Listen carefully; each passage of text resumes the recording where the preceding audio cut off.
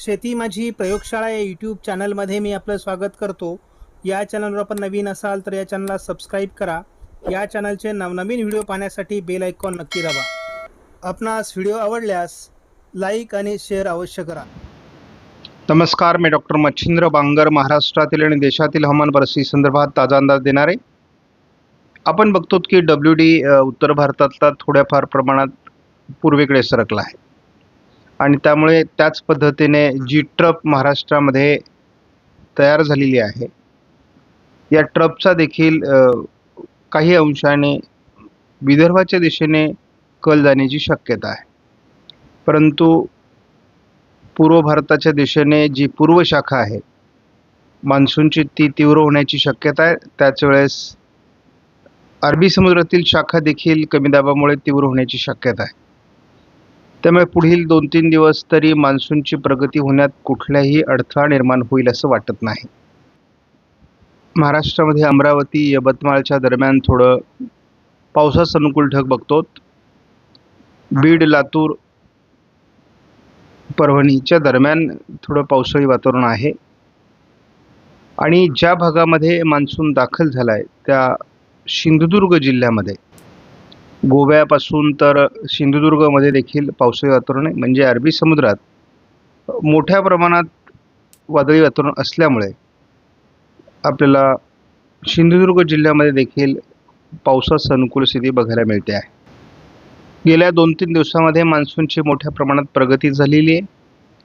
आज देखील मान्सूनचा पुढचा टप्पा पूर्व भारताच्या दिशेने सरकण्यात अतिशय अनुकूल परिस्थिती निर्माण झालेली आहे.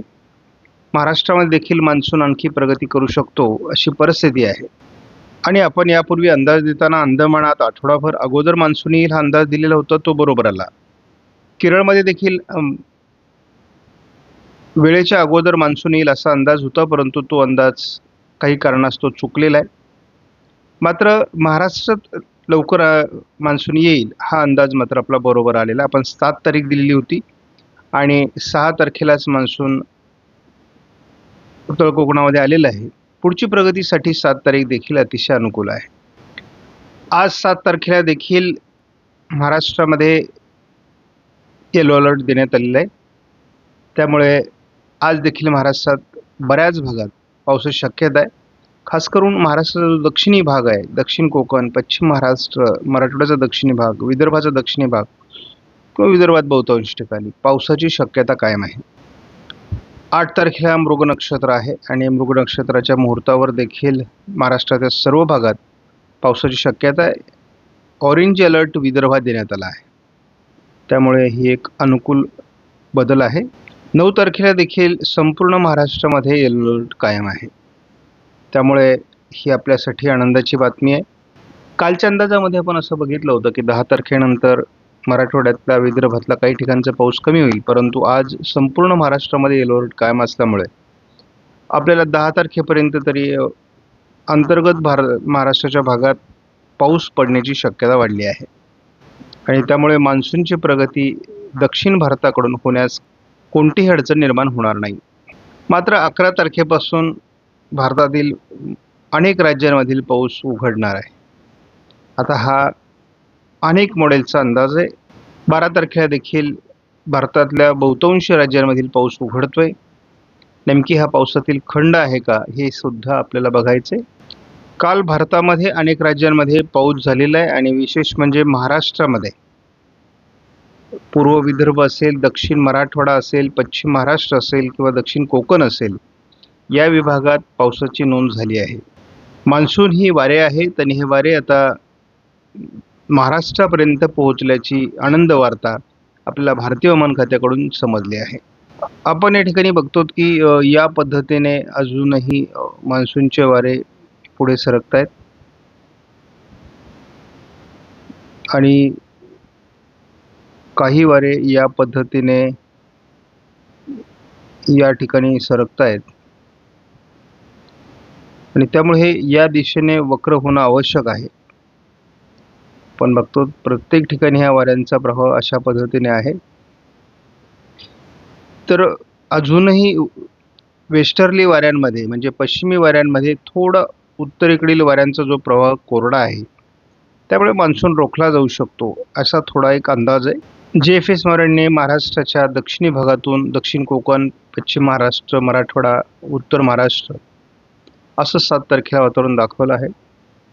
उद्या मराठवाड्याच्या बहुतांश भागात, पश्चिम महाराष्ट्र आणि कोकणामध्ये पावसाचं मोठं प्रमाण बघायला मिळणार अशा प्रकारचा अंदाज आहे. विदर्भ, मराठवाडा, पश्चिम महाराष्ट्र, कोकण असं 9 तारखेला हे वातावरण आहे. 10 तारखेला देखील मोठ्या प्रमाणात मध्य महाराष्ट्र, मराठवाडा, कोकण, पश्चिम महाराष्ट्र असं वातावरण दाखवलं आहे. पावसाळी क्षेत्र 11 तारखेला देखील JFSने दाखवलं आहे. 12 तारखेला मोठ्या प्रमाणात मराठवाडा, पश्चिम महाराष्ट्र, मध्य महाराष्ट्र पावसाचं वातावरण दाखवण्यात आलं आहे. मात्र हा JFSचा अंदाज आहे. JFSने 13 तारखेला अगदी राजस्थान, मध्य प्रदेशपर्यंत हा पावसाचा प्रभाव जाईल असं दाखवलेलं आहे. शिवाय अरबी समुद्रातही एक चक्राकार स्थिती बनू शकते असा अंदाज दिलेला आहे आणि महाराष्ट्रातील पावसात कुठलाही खंड नाही अशा प्रकारचा अंदाज JFSने व्यक्त केला आहे. त्यामुळे आपल्याला JFSचा अंदाज किती जुळतोय ते बघायचंय. 13 तारखेपासून तर 20 जूनपर्यंत, 13 ते 20 जून या काळात पूर्व भारताकडून मान्सूनची प्रगती अधिक चांगली होईल असा अंदाज देण्यात आला आहे. आपण जर हा अंदाज थोडा पुढे सरकवला तर आपल्याला साधारण 20 जून ते 27 जून महाराष्ट्रामध्ये जोरदार पावसाची शक्यता दाखवण्यात आलेली आहे. त्यानंतर आपण हा अंदाज थोडा आणखी एक आठवडा पुढे सरकवला 4 जुलैपर्यंत तर आपल्याला महाराष्ट्रात तुफान पावसाचे संकेत देण्यात आले आहेत. त्यामुळे आपण या पावसाची वाट बघणार आहोत, कारण महाराष्ट्र हा देशातील सर्वाधिक पावसाचा अंदाज असणारा राज्य ठरणार आहे. आणि यामध्ये ओरिसा, तेलंगणा आणि महाराष्ट्र असा अंदाज आहे. सरासरीपर्यंतचा पाऊस, तर तो अंदाज या ठिकाणी जर हा अंदाज बरोबर ठरला तर खरा ठरणार आहे. पण SIPS मॉडेलचा अंदाज जर बघितला तर पश्चिम महाराष्ट्र, कोकण आणि मध्य महाराष्ट्रात जोरदार पाऊस जूनमध्ये दाखवलेला आहे आणि हा शेवटच्या आठवड्यात होईल असं दिसते. शिवाय या मॉडेलने भारतामध्ये आणि खास करून महाराष्ट्रामध्ये छत्तीसगड, ओरिसा, तेलंगणा आणि महाराष्ट्र असं जोरदार पावसाळी वातावरण जुलैमध्ये दाखवलेलं आहे आणि हा अंदाज आपला देखील आहे. आज आपण जर ECMW मॉडेलचा अंदाज बघितला तर यामध्ये कोकण किनारपट्टीला पावसाचं प्रमाण थोडं आणखी वरती सरकण्याची शक्यता आहे. घाटमाथ्यावर पुण्यापर्यंत, तर कोकणात रायगडपर्यंत सरकण्याची शक्यता आहे आणि मान्सूनला पुढे सरकण्यासाठी या पट्ट्यापर्यंत अतिशय अनुकूल वातावरण आहे. त्यामुळे मान्सूनची थोडी प्रगती होऊ शकते. शिवाय या भागामध्ये देखील अजून पावसाचं प्रमाण वाढू शकतं. उद्या 8 तारखेला हे पावसाचं प्रमाण आणखी मुंबईपर्यंत पोहोचण्यासाठी अनुकूल वातावरण आहे. त्यामुळे मान्सून मुंबईपर्यंत उद्या 8 तारखेला येऊ शकतो. तशा प्रकारची अनुकूल परिस्थिती या ठिकाणी दाखवण्यात आलेली आहे आणि खास करून अरबी समुद्रातून वातावरण सरकतं आहे. त्यामुळे या पद्धतीने मान्सूनची रेषा ही पुढे सरकू शकते असा अंदाज आहे. विदर्भातही विखुरलेल्या स्वरूपात पाऊस राहण्याची शक्यता आहे. दक्षिण अहिल्यानगर, बीड किंवा लातूर, धाराशिव, सोलापूर, सांगली, कोल्हापूर, रायगड, रत्नागिरी, सिंधुदुर्ग जिल्ह्यात आपल्याला पावसाचं प्रमाण वाढताना दिसते. 9 तारखेला मात्र विदर्भाकडून पावसाचं प्रमाण वाढताना दिसते या सर्व भागामध्ये आणि पश्चिम महाराष्ट्र, कोकण हे पावसाळी वातावरण देखील कायम आहे. 10 तारखेला केवळ पूर्व विदर्भ आणि कोकण असंच पावसाळी वातावरण दाखवण्यात आलं आहे. यामध्ये आपण बघतो की सोलापूर, लातूर दक्षिण, धाराशिव दक्षिण, सांगलीचा बहुतांश भाग आणि कोल्हापूर, साताऱ्यापर्यंत, पुण्यापर्यंत चांगलं पाऊसमान आहे. त्यामुळे एलिनोचा या ठिकाणी फार प्रभाव पडेल असं वाटत नाही. मात्र उर्वरित जो भाग आहे, म्हणजे आपल्याला हा संपूर्ण भाग जो दिसतोय, हा मात्र यावर्षी बऱ्यापैकी महाराष्ट्रात प्रभावी राहील असं स्पष्ट होत चाललंय. 11 तारखेला देखील कोकण आणि पूर्व विदर्भ असंच पावसाळी वातावरण राहणार आहे. 12 तारखेला थोडं विदर्भाच्या पूर्व भागात, म्हणजे या पट्ट्यामध्ये पाऊस आहे आणि कोकणातही पाऊस आहे, परंतु प्रभाव कमी होतोय. 13 तारखेला या जिल्ह्यांमध्ये पावसाचं प्रमाण आहे आणि त्याचबरोबर याही भागात पावसाचं प्रमाण आहे. मात्र काल दाखवलेल्या पावसाच्या प्रमाणापेक्षा आज थोडी सुधारणा आहे.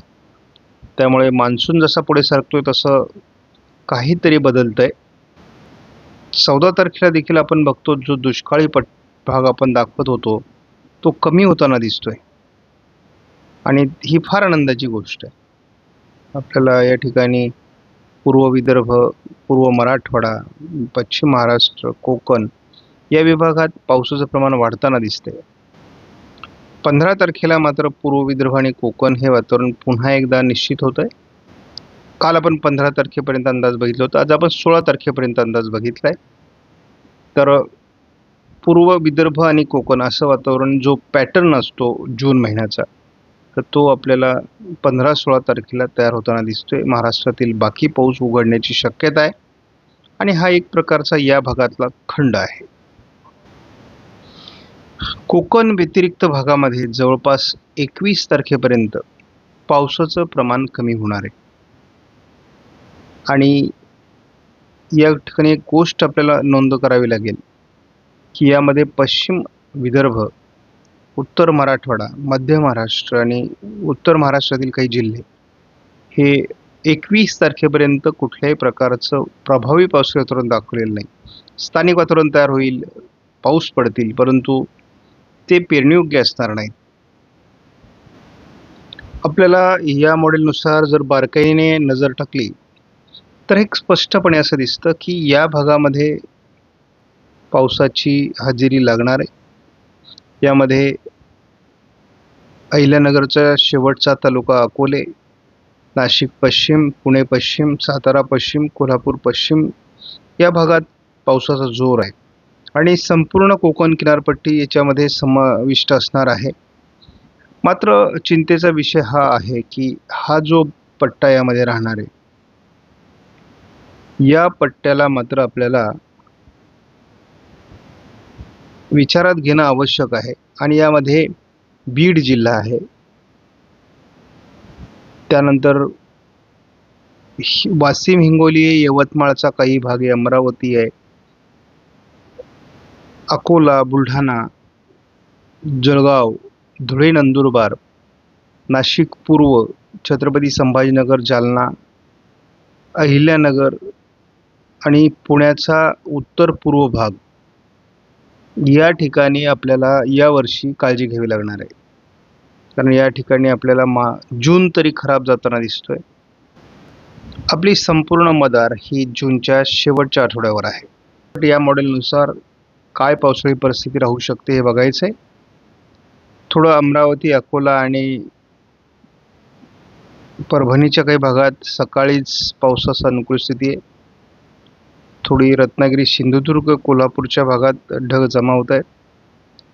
मात्र आपल्याला दुपारनंतर पुणे, सातारा, कोल्हापूर, सांगली, रायगड, रत्नागिरी, सिंधुदुर्ग या काही जिल्ह्यांमध्ये, 5-7 जिल्ह्यांमध्ये मान्सून सरकू शकतो असं काहीतरी वातावरण तयार होतं आहे आणि अगदी उशिरापर्यंत आपल्याला सोलापूर, लातूर, धाराशिव,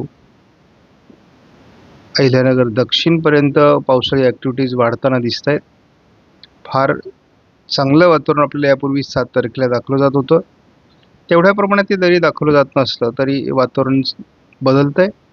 8 तारखेला देखील लातूर, धाराशिव, सोलापूर, सांगली, कोल्हापूर, पुणे, सातारा आणि रायगड, रत्नागिरी, सिंधुदुर्ग जिल्ह्यात चांगलं पाऊसमान राहण्याची शक्यता आहे. तर आपण बघूयात, आपल्याला 8 तारखेपर्यंत चांगल्या पावसाची अपेक्षा आहे. त्याचबरोबर आपल्याला नागपूर, भंडारा, गोंदिया, चंद्रपूर, गडचिरोली वर्ध्यामध्ये देखील 8 तारखेला उशिरा पावसाचं प्रमाण दिसतंय. त्यानंतर 9 तारखेला देखील चांगल्या प्रकारचा पाऊस सातारा, कोल्हापूर, सांगली, रायगड, रत्नागिरी, सिंधुदुर्गच्या काही भागात होणार आहे. आणि उशिरा सोलापूर जिल्ह्यात चांगलं वातावरण दाखवलं जातंय. यावर्षी सोलापूर जिल्ह्यावर मान्सून कृपा करेल असं काहीतरी दिसतंय. कारण सोलापूर दक्षिणमध्ये आपल्याला 8-9 तारखेला चांगलं पावसाचं वातावरण दाखवलं जात आहे. पण बघूयात. आणि विदर्भात देखील चंद्रपूर, गडचिरोली जे पूर्व विदर्भातही परिस्थिती अनुकूल आहे, हे आपल्याला महत्त्वाचं आहे. 11 तारखेनंतर सर्वत्र पावसाचं प्रमाण कमी होणार आहे आणि ही एक खंडात्मक परिस्थिती आहे. आपण बघतो सोलापूर दक्षिणला किंवा जालन्याच्या काही भागात, बीड, परभणी, नांदेडच्या काही भागात पावसाचं वातावरण दाखवलं जातं आहे. पूर्व विदर्भात पावसाळी वातावरण 13 तारखेला सकाळी दाखवलं जातं आहे. त्यानंतर 13 तारखेला सातारा, सांगली, कोल्हापूर, रत्नागिरी, सिंधुदुर्ग, रायगड जिल्ह्यात अतिशय चांगलं वातावरण आहे. विशेष म्हणजे आपल्याला सोलापूर, लातूर, धाराशिव, परभणी, नांदेड, विदर्भातील बरेच जिल्हे 13 तारखेला देखील चांगल्या प्रकारे पावसाचे दिसत आहेत. बघूयात किती वातावरण बदलतंय. घाटमाथ्यावर 14लाही पाऊस आहे. उशिरा पूर्व विदर्भातही पावसाचं वातावरण आहे. आणि पूर्व शाखा जी आहे मान्सूनची ती प्रगती जर करू शकली तर विदर्भात सुद्धा चांगलं पाऊसमान होऊ शकतं असा अंदाज आहे. मात्र 15-16 तारखेनंतर आपल्याला असं दिसतंय 11 तारखेपासून पुढे की महाराष्ट्रात मोठा खंड विकसित होईल आणि मान्सूनची प्रगती रोखली जाणार आहे. मी कालच्या व्हिडिओमध्येच सांगितलेलं आहे की महाराष्ट्रात मान्सून येईल आणि तो रखडणार. तर ती परिस्थिती आपल्याला या ठिकाणी स्पष्ट जाणवू लागली आहे. पुन्हा पावसाळी वातावरण कधी तयार होणार, हा खंड कधी संपणार, तर कोकण किनारपट्टीला आपल्याला 20 तारखेला पाऊसमान वाढताना दिसते आणि 21 तारखेलाही वाढताना दिसते. त्यामुळे कोकणाकडून 20-21ला हवामान पुन्हा बदलायला सुरुवात होईल. म्हणजे 10 दिवसाचा खंड तरी आता सुरुवातीला मार्क होतोय. खंडकाळात पूर्व शाखा ही अधिक प्रभावी राहील मान्सूनची असं दिसते. आणि खास करून यावर्षी पूर्व भारतातील बहुतांश राज्यांमध्ये अतिवृष्टीची परिस्थिती जूनमध्येच असू शकते असं दिसतंय. आपणास व्हिडिओमधील माहिती महत्त्वपूर्ण वाटल्यास लाईक करा, शेअर करा, चॅनलला सबस्क्राईब करा. धन्यवाद. जय हिंद, जय महाराष्ट्र, जय बळीराजा.